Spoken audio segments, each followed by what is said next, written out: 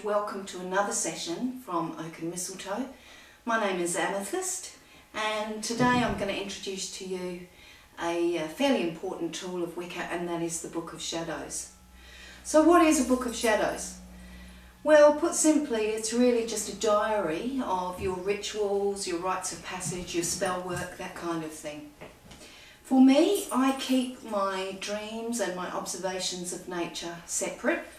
I keep them in a different book, something like these two. But other than that, all of my festival work and my spell work is kept in my Book of Shadows. Now, what sort of Book of Shadows can you have? There are a huge variety of Books of Shadows around.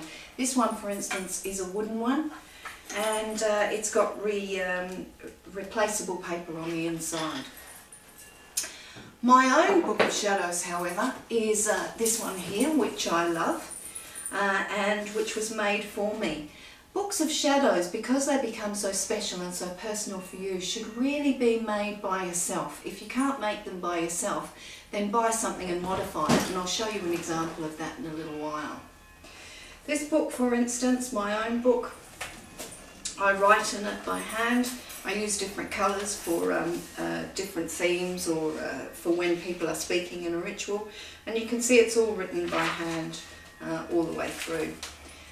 But you don't need to go quite as ornate as that.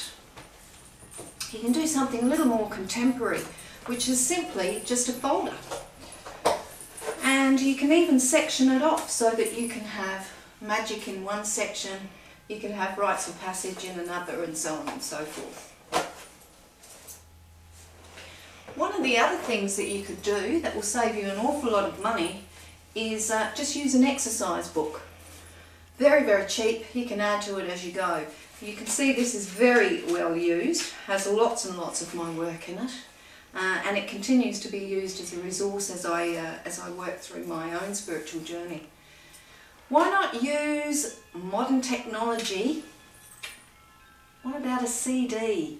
There's no reason why you can't have your Book of Shadows on the computer. It's a really fantastic way to add new material, modify it on the go, as it were. And I'm going to show you how we can use the computer in a moment to enhance something that's much more personal than a hard copy. Here is a store-bought book that you can purchase. Any of these are very, very useful and available in a variety of different stores. This one, for instance, has plain pages all the way through, so you can draw in it, you can write in it, and so on.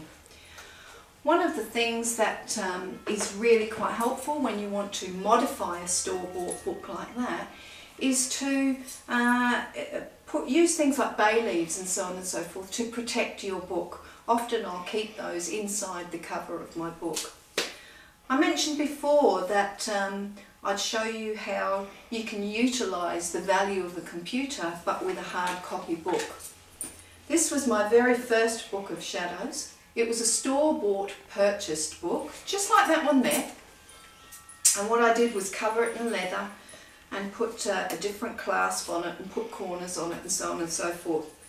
And it's got plain pages, and what I chose to do was to use the computer to design all of my rituals, write them all up, and then I cut them out and I pasted them into here.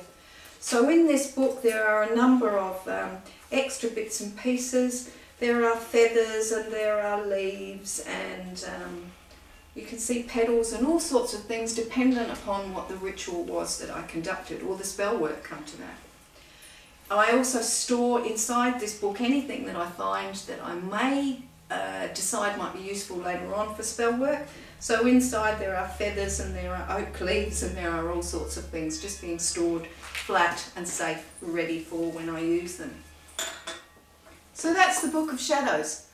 A very simple little tool.